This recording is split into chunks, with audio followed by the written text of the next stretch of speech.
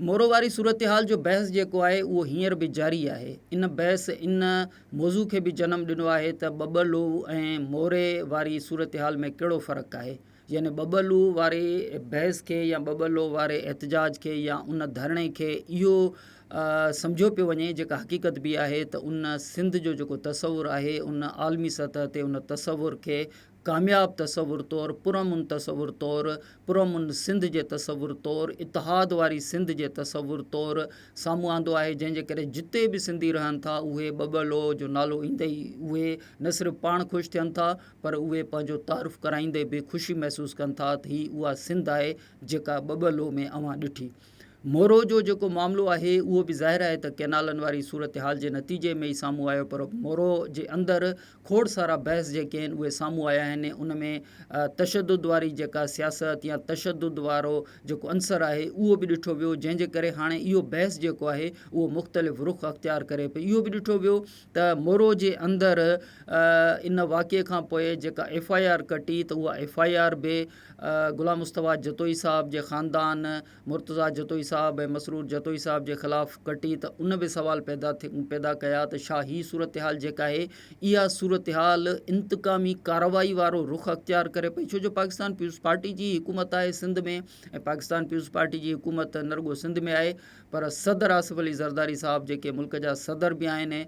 उन्हनि जे तरफ़ां इहो ऐलान 2007 खां पोइ जंहिं वक़्तु मोहतरमा बेनज़ीर भुट्टो जी शहादत थी उन खां पोइ यूसुफ रज़ा गिलानी जी हुकूमत थी। यूसुफ रज़ा गिलानी जी हुकूमत दौरान सदर आसिफ अली ज़रदारी उन वक़्तु सदर हुआ ऐं उहा जॾहिं हुकूमत मुकमल थी त सदर आसिफ अली ज़रदारी साहब इहो क्रेडिट बि खयों ऐं इहो हर प्रेस कॉन्फ्रेंस जे अंदरि ज़िक्र बि कयो त पाकिस्तान पीपुल्स पार्टी पंहिंजे दौर में कंहिं बि सियासी क़ैदी खे क़ैद करण जे हवाले सां न रुॻो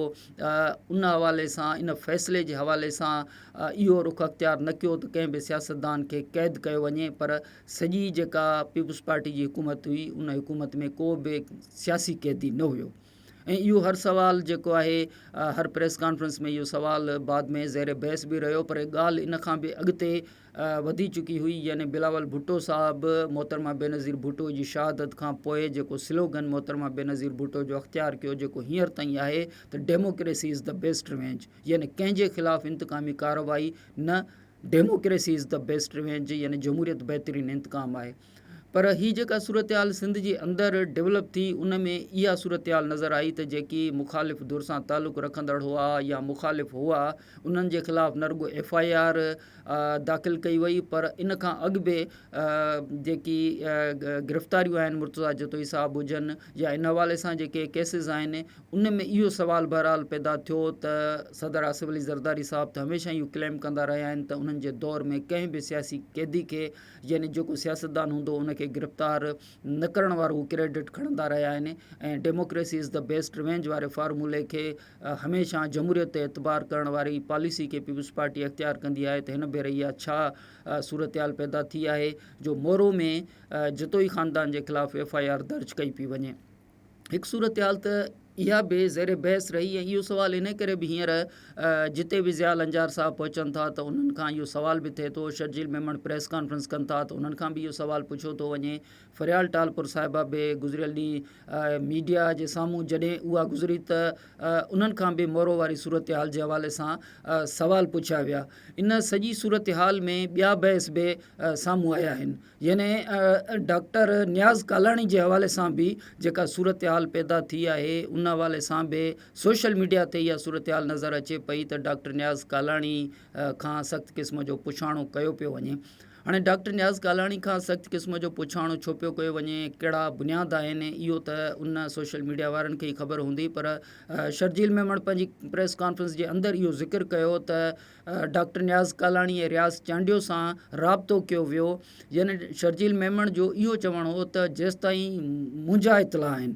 त डॉक्टर नियाज़ कालाणी ऐं रियाज़ चांडियो सां बि राब्ता कया विया हुआ यानी इरफान लगारी जे लाश जी वसूली जे हवाले सां, त उहे मालिकनि सां ॻाल्हाइनि ऐं मालिकनि खे क़ाइल कनि त डॉक्टर नियाज़ कालाणी ऐं रियाज़ चांडियो जेकी त वारसनि खे क़ाइल कनि त उहे लाश वसूल कनि ऐं उनजो रेफरेंस शर्जील मेमन ॾेई रहिया हो। थी सघे थो सबबु ॿिया हुजनि ऐं उन हवाले सां सोशल मीडिया ते पोइ इहो बहस शुरू थियो त डॉक्टर नियाज़ कालाणी जे हवाले सां त डॉक्टर नियाज़ कालाणी कंहिंजा माण्हू आहिनि। यानी असां वटि हिकु अहिड़ी सूरत हाल पैदा थी आहे त जेकॾहिं यानी तव्हां ॾिसो त बबलो जो जॾहिं धरणो कामयाबु थियो ऐं उन कामयाबी खां पोइ आमिर नवाज़ बड़ाइच किथे वञनि पिया, कहिड़नि तक़रीबुनि में इज्तिमाउनि में हिसो वठनि पिया, कहिड़नि रैलीज़ में उहे शरीक थियनि पिया, त उन खां पोइ इहो बहस असां उनखे पंहिंजे नुक़्ते निगाह सोशल मीडिया जे नुक़्ते निगाह खां असां उनजे ॾाढो सुवाल करे रहिया हुआसीं त उहे हिते छो था वञनि, हिते छो नथा वञनि, हिते ईअं छो कनि था, हिते हीअ सूरत हाल पैदा छो कनि था, जंहिंजे करे उन्हनि खे वज़ाहत बि वॾे क़िस्म जी वज़ाहत बि पेश करणी पए थी। मूंखे यादि आहे, ज़ाहिर आहे त हाणे हीअ को साल अॻु जी ॻाल्हि कोन्हे, सिर्फ़ु 15-20 ॾींहं महीनो अॻु जी ॻाल्हि आहे त हिते असां पहिरियों जेको असां हिते इजलास कवर करे रहिया हुआसीं जेको तहरीक इंसाफ़ यानी महमूद ख़ान अचकज़ई साहब वारा या तहरीक इंसाफ़ वारा या असद कैसर साहब वारा हिते एहतजाज जी हिकिड़ी जेका उन्हनि आइन बचायो जे हवाले सां जेको प्लेटफॉर्म उन्हनि हिते क़ाइमु कयो वियो, जंहिंमें सॼे मुल्क जा जेके अपोज़िशन सां तालुक़ु रखंदड़ अॻवान हुआ उन्हनि खे हिते घुरायो हो ऐं उनजो मुसलसल प्रोग्रामनि जो जेको सिलसिलो आहे उहो लगातार न रुगो इस्लामाबाद में बल्कि सिंध में बि उन्हनि जी मुलाक़ातुनि जो सिलसिलो रहियो। कोयटा बि उहे विया ऐं बाद में हिते जेके तव्हां उन्हनि खे तक़रीब चई सघो था, जलसा त ज़ाहिर न होटल जे अंदरि ई तक़रीब थी रही हुई, त उन में ज़ैन शाह साहब हुजनि, डॉक्टर फ़हमीदा मिर्ज़ा साहिबा हुजनि, उहे इन सॼे प्रोग्रामनि जो हिसो रहंदा हुआ। ॿिया बि सिंधी जेके अॻवान आहिनि उहे बि इन प्रोग्रामनि जो हिसो रहंदा हुआ। इन खां पोइ बबलो जी जेका तहरीक आहे उहा तहरीक पैदा थी ऐं उनखां पोइ वज़ीर आज़म शहबाज़ शरीफ़ जॾहिं अयाज़ लतीफ़ अली जो ज़ैन शाह साहब या ॿियनि सां ॻाल्हायो बबलो वारी सूरत हाल खां पोइ, ऐं उनखां पोइ ज़ैन शाह साहब जॾहिं महमूद ख़ान अचकज़ई यानी तय थियल जेको प्रोग्राम हुयो अपोज़िशन जो, जेको इमरान ख़ान जी पार्टी, महमूद ख़ान अचकज़ई साहब जी पार्टी ऐं उन में बाक़ी बि समूरियूं पार्टियूं सिंध सां तालुक़ु रखंदड़ अपोज़िशन जूं पार्टियूं, उहे उन में तय थियल शेड्यूल जे मुताबिक़ हली रहियूं ऐं उन में जॾहिं ज़ैन शाह साहब शिरकत जे लाइ हिते इस्लामाबाद पहुता त सोशल मीडिया ते इहे ख़बरूं हलणु लॻियूं त वज़ीर आज़म जी फ़ोन खां पोइ ज़ैन शाह साहब जेके आहिनि उहे इस्लामाबाद पहुची विया ऐं उन खां पोइ ज़ैन शाह साहब यानी का बि सियासी जमायत हुजे, इहा ॻाल्हि असांखे सम्झणु खपंदी त जेकॾहिं बबलो में एहतिजाजी तहरीक हले पई त इन जो इहो मक़सदु न आहे त मुल्क जे अंदरि जंहिं सियासत जो ज़ैन शाह साहब हुजनि, अयाज़ लतीफ़ अली जो साहब हुजनि या ॿियूं पार्टियूं हुजनि, उहे उन जो हिसो आहिनि त उहे शिरकत जे लाइ किथे न पहुचनि। तव्हां हींअर बि ॾिसो त हीअ जेको सिंध जे अंदरि जेका बि सूरत हाल डेवलप थियल आहे, वकील जेके आहिनि उहे लाहौर हाई कोर्ट में हुआ, उते आमिर नवाज़ बड़ाइच हुजनि या ॿिया वकील हुजनि सिंध जा, उहे उते ख़िताब करे रहिया हुआ। इन सॼी सूरत हाल दौरान जॾहिं बबलो जो वाक़ियो या बबलो जो धरणो हो त सिंध जा जेके अॻवान हुआ उहे मुल्क खां ॿाहिरि बि पंहिंजनि तक़रीबुनि जे अंदरि या शेड्यूल जे मुताबिक़ उहे उते वेंदा रहिया। त इन सॼी सूरत हाल में कंहिं बि सियासी अॻवान खे एतिरो मजबूर न कजे जो हू वीडियो बयान जारी करे ऐं पोइ वज़ाहत पेश कंदो रहे त जेकॾहिं हू इस्लामाबाद विया आहिनि या लाहौर विया आहिनि त उनजा सबब कहिड़ा आहिनि। हिते बि सूरत हाल इहा पैदा थिए थी त सोशल मीडिया जेका आहे, सोशल मीडिया इहा कोशिशि करे थी त मुल्क जी जेका सियासत आहे या सिंध जी जेका सियासत आहे या सिंध जी ॿ खां पोइ वारी सियासत आहे या क़ौम परस्त आहिनि, हाणे उहे सोशल मीडिया जे बुनियाद ते सियासत कनि। सोशल मीडिया जो जेको दबाव आहे उहे उन दबाव जे नतीजे में यानी नज़रियाती पॉलिटिक्स खां परे थी ऐं उन दबाव जे नतीजे में सियासत कनि या उन दबाव जे नतीजे में वज़ाहतूं कनि, त इहा सूरत हाल मुंहिंजो ख़्यालु आहे त इन पासे न वञणु घुरिजे। सियासत जे अंदरि ॻाल्हियूं हमेशह थींदियूं रहंदियूं आहिनि। हींअर बि तव्हां ॾिसंदव त हीअ क़ौम परस्तनि जी जेका तहरीक आहे, मां तव्हांखे मिसाल बि ॾिनो त ज़ैन शाह साहब जॾहिं हिते ईंदा आहिनि या वकील जेके लाहौर वेंदा आहिनि, उहे हिते महमूद ख़ान अचकज़ई साहब हुजनि, सुन्नी इतिहाद हुजे, तहरीक इंसाफ़ हुजे ऐं इहा सॼी जेका अपोज़िशन वारी जेका सियासत आहे उहे उन्हनि सां गॾु वेही प्रेस कॉन्फ्रेंस कंदा आहिनि। ऐं हींअर बि कुझु ई ॾींहं अॻु में असां इहा ख़बर बि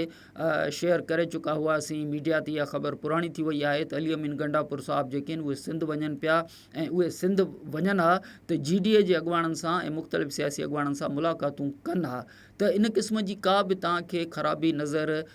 न अचणु घुरिजे त जेकॾहिं मुख़ालिफ़ धुर जेकॾहिं सिंध वञे थी ऐं क़ौम परस्तनि सां उहे उते वञी मुलाक़ातूं कनि था त इहे मुलाक़ातूं इन्हनि मुलाक़ातुनि जो हुजणु सियासत जे अंदरि चाहे उहे मुखालफ़त में आहिनि। तव्हां इहो बि ॾिठो हूंदो त MQM जा जेके अॻुवाण आहिनि उहे अॻुवाण अयाज़ लतीफ़ पलीजो साहिबु हुजनि या सियासत में ॿिया जेके सिंधी सियासत कंदड़ हुजनि उन्हनि सां उन्हनि जी मुलाक़ातुनि जो सिलसिलो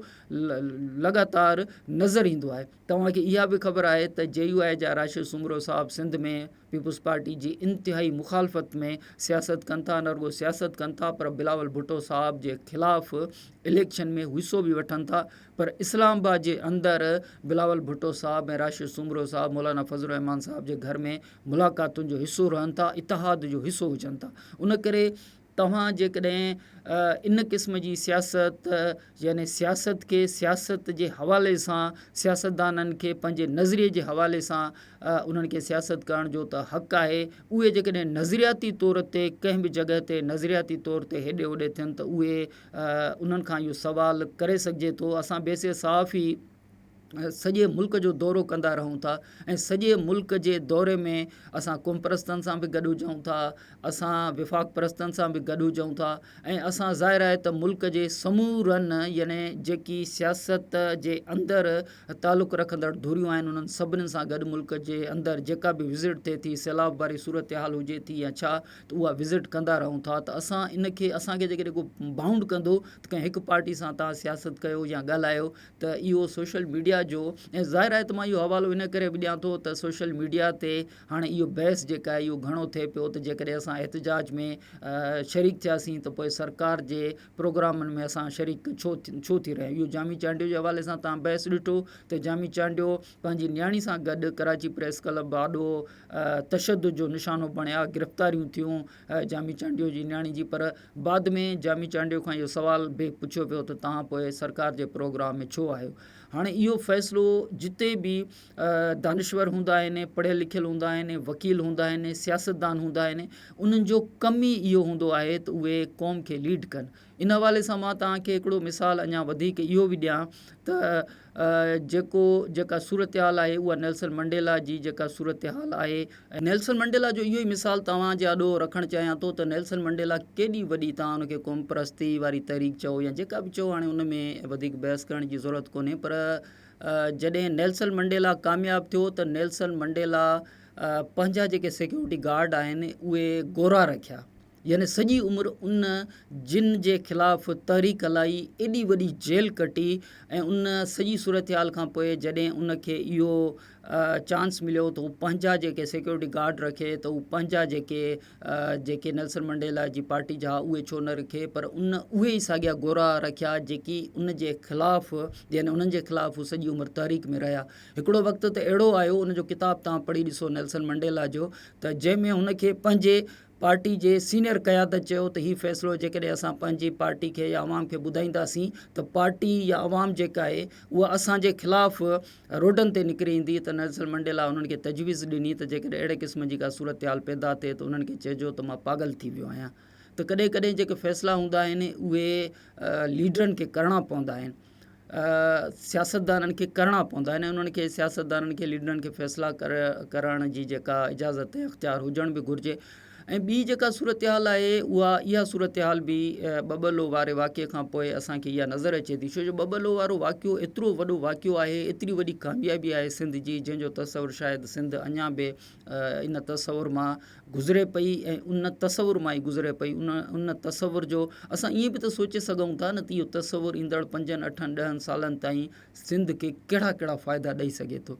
पर असां इन ख़ौफ़ में मुब्तला आहियूं ऐं इहो ख़ौफ़ जेको आहे उहो को ख़ौफ़ बिला वजह बि न आहे। इन खां अॻु ज़ाहिर आहे त ज़ाहिर आहे त तव्हां ॾिठो हूंदो त बबलो वारो वाक़ियो जॾहिं कैनालनि वारो इशू अचे पियो त असांखे जॾहिं क़ाइल करण जी कोशिशि कई पई वञे त असां तॾहिं बि इहा ॻाल्हि कयूं पिया त क़ाइल त तव्हां कयो था, एतबार करण वारी ॻाल्हि त कयो था, पर इन खां अॻु जा वाक़िया तव्हां ॾिसो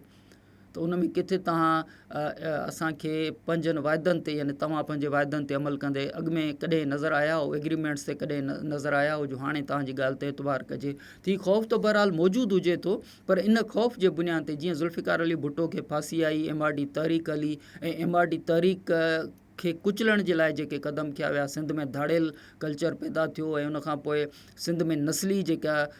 सियासत जो आगाज़ थियो, MQM ऐं पोइ बहरहाल हिकिड़ो लंबो दास्तान आहे। त उन लंबी दास्तान में असां नथा वञूं, पर ही ख़ौफ़ बि त सिंध हेॾी वॾी कामयाबी हासिलु कई आहे बबलो जी सूरत में, ऐं उन कामयाबी खे यानी अञा बि अमली सूरत में साम्हूं अचण जे बजाए ऐं उनजो फल खाइण जे बजाए असां इन ख़ौफ़ में मुब्तला आहियूं त शायदि अहिड़े क़िस्म जी कार्रवाई कई वेंदी त ॿीहर को जनरल ज़ियाउल हक़ वारा जेके क़दम खणंदो ऐं ॿीहर धाड़ेल कल्चर या इन्हनि मामलनि खे अॻिते वधाए करे ऐं सिंध खे सियासी तौर ते नज़रियाती तौर ते नुक़सानु यानी उहो नुक़सानु जेको आहे उहो हर सूरत में क़ौम परस्तनि जी क़ैद जी सूरत में, उते जी मईशत खे तबाह करण जी सूरत में उहे सभु अची सघनि था। असां इहो सम्झूं था त जेकॾहिं इन सॼी सूरत हाल में असां इन ख़ौफ़ में वेंदासीं त बबलो जा फ़ाइदा जेके आहिनि उन तसवुर वारे फ़ाइदे ऐं उन तसवुर वारे मामले ऐं उन तसवुर वारे मुस्बत पहलू खां बि परे थी वेंदासीं, ऐं पोइ असां शायदि ज़हनी तौरु नेगेटिव पासनि खे वधीक बाहि करणु शुरू कंदासीं। तंहिं करे उन सूरत हाल खे नज़रअंदाज़ त नथो करे सघिजे, पर इन सॼी सूरत हाल में उन ॻाल्हि खे साम्हूं रखंदे, उन तारीख़ खे साम्हूं रखंदे, उन खे लाशऊर जो हिसो रखंदे असां सिर्फ़ु इहा ॻाल्हि करे सघूं था त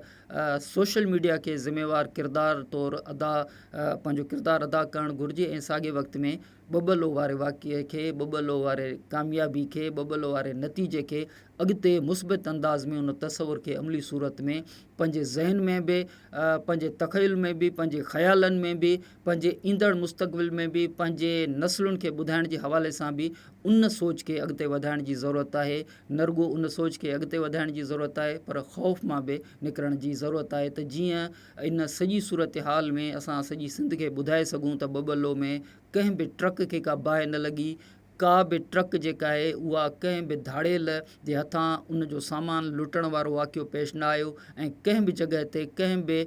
हवाले सां को अहिड़ो वाक़ियो पेश न आयो जंहिंखे असां चऊं त तशदुद वारी सूरत हाल पैदा थी। सिंध पुरमुन तरीक़े सां सॼी दुनिया जे अंदरि पंहिंजो इहो मौक़िफ़ रखियो ऐं पंहिंजो जेको मौक़िफ़ आहे उहो विफ़ाक़ जे आॾो बि रखियो ऐं उन में कामयाबी हासिलु कई, त इन कामयाबी सां ई असांखे अॻिते वधणु घुरिजे।